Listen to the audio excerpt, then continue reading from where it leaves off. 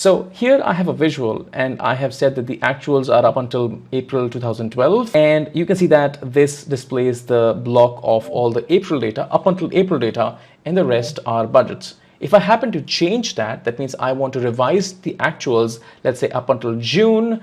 I see the actuals until the June, and the rest of the numbers show you what you have budgeted for the rest of the year. In this video, I'm going to talk about that how do you do rolling budget calculations in Power BI. Part of the year shows you actual data and the rest of the year shows you budgeted data. How do you do such calculations in Power BI is something that we will take a look. All right, it's a good idea to take a tour of the data model first, try to understand what we're trying to build, give some visual understanding of it, and then we will proceed on to build our solution. So here I have 4 simple tables loaded in my Power BI. We have products and calendar, the 2-dimensional tables. We have sales, and the budgets are my 2 fact tables. Now, if you notice that the sales table is at the granularity of the transactions, if I just go ahead and show you that, in the sales table, you have transaction ID and the dates could be duplicated. So if I just maybe sort it, you're going to see that the dates are definitely duplicated because in one day you have multiple number of transactions. However, if you take a look at the budgets table, the budgets table is at the granularity of the product and the month. So if I just happen to maybe click on any particular month, so 1 Jan will just appear once for all the 12 products. So we have these 12 products and this is the budget for that particular month.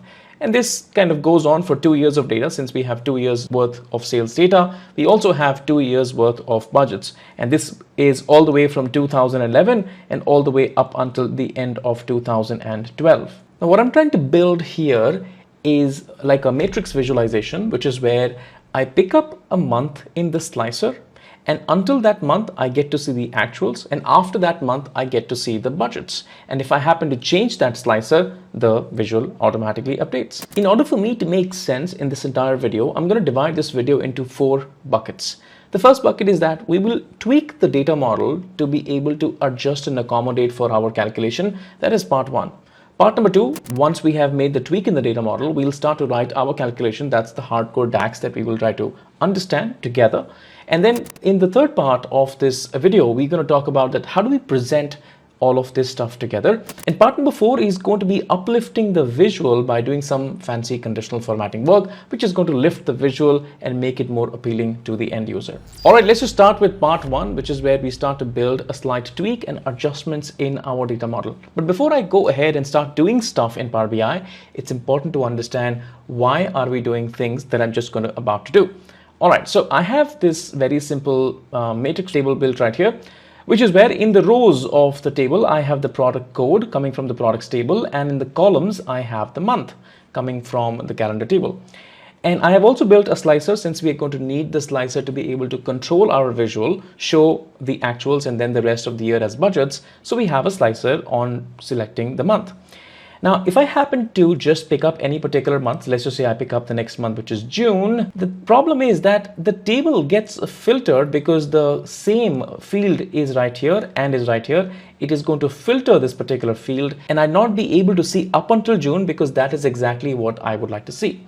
So I want this filtering behavior to not be there. That means if I happen to maybe click on April, I should then be able to take a look at Jan, Feb, March, and April, 4 months of data, and they should not filter to only April. That's the behavior that I want, for which we're going to make a tweak in the data model. Let's start. So I'm going to go over to my modeling tab right here, and I'm going to start to make a new table.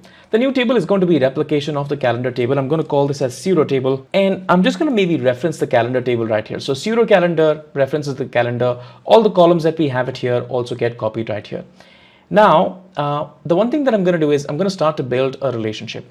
Now, if I happen to not build a relationship for just a quick second and show you what the result looks like, if I just go right here to my pseudo calendar and quickly sort my calendar month by the sort order. So I click and sort. And now if I just happen to come right here in my visual, and instead of having the month from the calendar, I added from the pseudo table that I have created, which is right here. Where are you? Calendar year month. And you're going to see that this obviously now doesn't really apply the filter. So I can now take a look at all the months of the table, which is right here.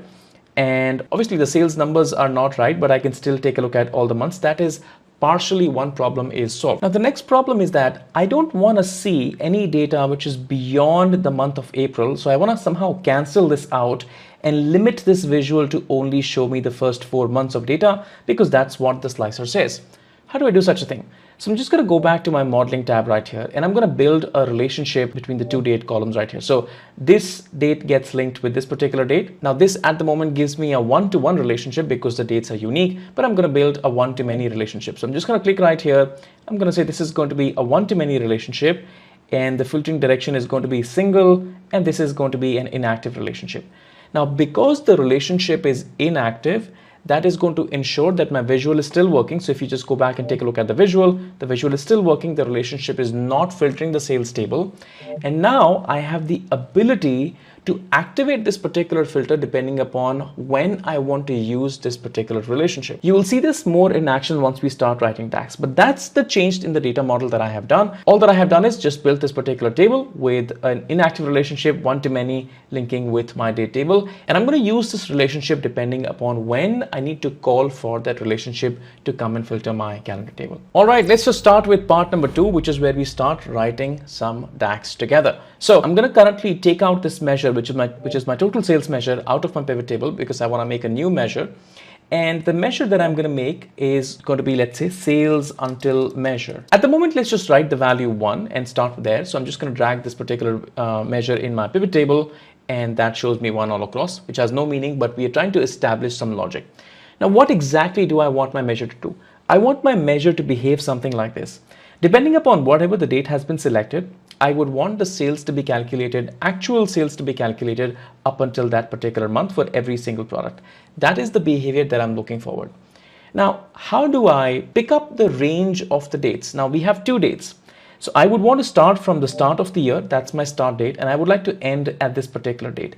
So I'm trying to work in the range of 2 dates, the start of the year, which is this particular date, and the end of the year, or not the end of the year, but actually the end of the period, which is this particular date selected. And that's exactly is the kind of filter that is going to make my calculation work. So let's just go over to the sales until measure and start writing our DAX. The first variable is going to be, let's say, the start date, and the start date is going to be nothing but the start of the year. So there happens to be a DAX function, start of the year of the calendar date, and I'm just going to maybe call the calendar date, close the bracket. And the next variable is going to be the end of, or let's say end date, which is going to be whatever date has been selected in this particular slicer, to which I can use the max function of the calendar date, so calendar date, and this is going to just work fine. Now, before we go ahead and do something, let's just test out both. So I'm going to start to test out my start date just to make sure that if that is giving me the right answer or not. Press enter. So start date should give me 1 Jan all across the values, which is correct. And the end date is also going to give me the whatever date has been picked up in the slicer, which is, let's say, April 11. If I happen to change that, this becomes May 11, June 11, so on and so forth. So this is working fine. Now, what I need to do is I need to build a period between the start date and the end date, and for which I can declare another variable, let's say the period variable, which can be used by the dates between function.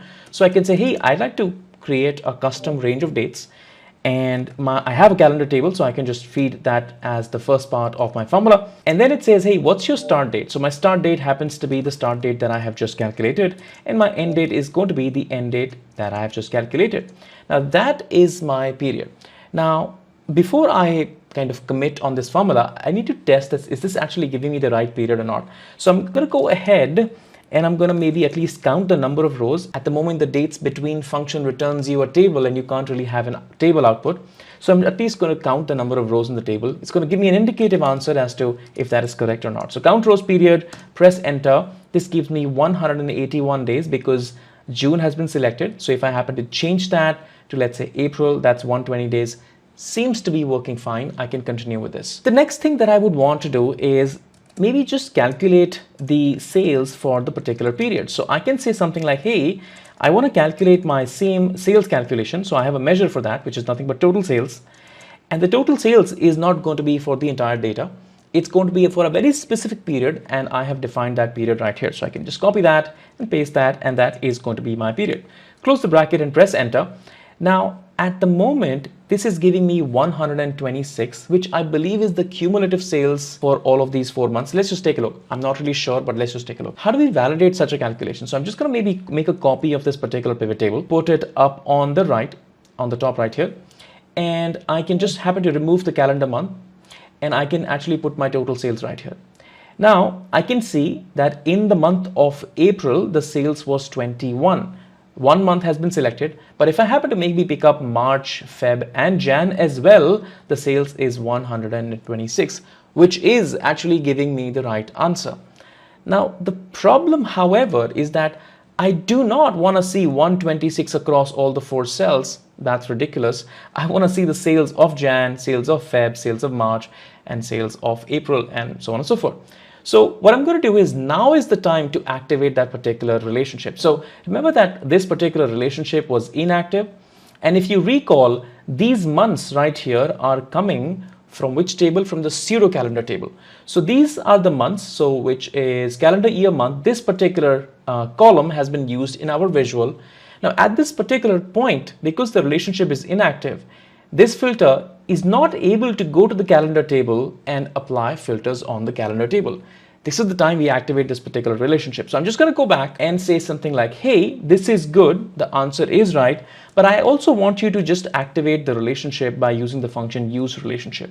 And that is going to be between my pseudo calendar table. So pseudo calendar date and my calendar date. That's the 2 columns which are linked. Close the bracket and press enter. And now what we shall see is the numbers appearing right. So that happens to be the right number. There was no sales in the month of Jan, no sales in the month of March, and that seems to be right. Now, if you happen to maybe change the filter to, let's say, month of May, this extends to the month of May, June, July, so on and so forth. At this particular time, what we have been able to do is get part of the solution ready, which is where, depending upon the slicer selection, we are able to show the actual data up until the certain date. Now, the second part, or the second calculation in this thing, is going to be calculating the budgets after this up until the end of the year. If you're liking the video so far, you're going to enjoy my courses on Power BI, especially DAX, data modeling, M and Power Query. If you're a beginner and you'd like to understand the fundamentals really well, trying to break down the problem into smaller pieces and then build the solution step by step, even for harder problems, I'd highly recommend that you please take a look at my courses. There are hundreds of students who have joined my courses and immensely benefited from the courses. The link for the course is in the description below. All right, continuing part 2, which is where we will try to build our budgets calculation. Now, to be able to build the budgets calculation, I will just make a small change in this visual, because to be able to explain you how am I going to do it, I need to see all the months for the year. So I can just maybe click on the visual right here, and I'm going to say that, hey, whether you have the data or not, just show me all the values. So show items with no data is going to give me all the values up until the year end or the table end. Now, the calculation logic is going to be pretty much the same. However, the start and the end date is going to change. So if this happens to be my slicer selection, from here onwards up until the end of the year is something that I would like to pick up. So I want to start with the August date. So whatever date you have here, +1 is going to land me to the month of August. Once I'm there in August, I want to actually calculate up until, let's say, the month of December, which is going to be my end of the year date. So 2 periods, 2 dates, which is going to be the start date and the end date, end of the year. Let's just maybe copy the same calculation once again and create a new measure, which is going to be our budgets until. Now, in this measure, there are going to be some small changes that I'm going to make. The first change is going to be start date is going to be whatever happens to be the selection in the slicer +1. And this is the slicer selection. So I'm just going to maybe copy that, Control C, and paste that right here and say, hey, +1. And then the end date is going to be the end of the year. So this goes away, and this particular thing is not going to be the max of the calendar date, but let's say the end of the year. Now, those are my start dates. Now, the dates between supposedly is still going to work just okay, so I'm not going to test that out. But the calculate function should not give me the total sales calculation. However, it should actually give me the budgets measure. Now, the budgets measure is nothing but the sum of the budgets in the budgets table. Is as simple as that. Now, everything else remains the same. Click on OK, and let's just try to test that out as well. So I'm going to maybe throw away the sales until calculation from this visual, remove that, and actually get the budgets until calculation in this visual. Now, because we have selected the month of July, July, we are seeing the 4 or 5 months after July. So August, September, October, November, December, and this is good to go. Let's just take a look at 2012 data for real quick. I'm just going to maybe pick up, let's say, the month of April for 2012. And after April, everything that has been budgeted now shows up in my visual, which is fantastic. Now comes part 3. How do we present this? How do we consolidate both the numbers together? Now we are sure that depending upon the filters that we have created, either we're going to have actual sales number or we're going to have the budgeted number. They're not going to have an overlapping period because that's the way that we've designed the measure. So what we can do is we can actually go ahead and create a new measure, which is where we can just simply add those two measures because one is going to be blank and the other one is going to be filled. So I'm going to say something like actual and budgets, actual and budget, which is going to be my sales until measure and the summation of that. So sales until, and then I'll say this is going to be summed with the budgets until measure. The two measures are summed up. And now I'm going to throw away this budgets until measure from this pivot table, remove that, add the data, which is going to be my actual and budgets calculation. Press on OK, and that is something that I see. Now, if I happen to just maybe go ahead and make a slight change once again, click right here and I'll say, hey, I don't want to see the empty values, so uncheck that. And now I'm going to see only the month, the year of 2012. Now, if you take a look at this particular visual, we have the actuals data up until the month of April 2012. How do I know this is right? If you take a look at this, this is 4,505, and that is also the number that I happen to see right here. And after that, this is going to be all of the budgeted numbers right here. Now, at the moment, the problem is that if you happen to display this like this and this as a visual to somebody, it's very hard to estimate or just take a look at the visual as to where the actuals are ending and where the budgets are starting. To which we're going to move to part 4 and just beef up the look and feel of this table and make it much more presentable. All right, part 4, time to beef up our visual and visually indicate a lot of value to the end user. So if you take a look at this particular thing, one thing that directly comes to my mind is that, can I visually indicate to the user that all of this up until the month of April is going to be our actuals and all of this is going to be our budgets? How do we do such a kind of thing? We can color code it, and that is exactly what I'm going to do using conditional formatting. So I've written a very simple measure right here. I'm going to show it to you. So all I'm saying is that first find what actuals are, and I'm saying, hey, this is the date which is selected in the slicer. And why don't you take a look at all of these dates? Is Jan less than or equal to the selected date? Jan is less, yes. Feb is less, March is less, and April is also less. So for all of these true values, why don't you actually use this particular color? And for all of the false values, which is where, hey, this particular date happens to be more than the selected date and all of this, so on and so forth, please pick up this particular value. Very simple calculation, just a switch statement and so on and so forth. And I'm going to start to apply conditional formatting. So I'm just going to go over right here, right click and say conditional formatting, and I'll say background color. And I'm going to use my conditional formatting rule, which is nothing but CF, and click on OK, and that is how it looks. Now what you could have also done is that you could have also applied it to the totals right here. I can just do that, right click again, conditional formatting, background color, and this can apply to values and totals as well, and that looks pretty nice. Now if you happen to maybe shift the particular visual, let's say I move that to the month of June or July, it actually moves. In this data, because we only have the actuals up until the month of August, that shows all the August values. But if you happen to select September, we do not have actuals data for the month of September. So September actually goes blank in here, which you can obviously activate by just maybe showing all the values of this. So right click here and show items with no data. And if you just scroll to the far right, you're going to see empty September. But that's going to be rare because you obviously understand that September data is not coming yet, and therefore September month is absolutely blank. And if you do all the knick and knacks of Power BI just to make it highly presentable and arrange the column weights and all of that, and if you just happen to shift the slicers, it actually shows you actuals up until a certain date, and after that it starts to show you budget data.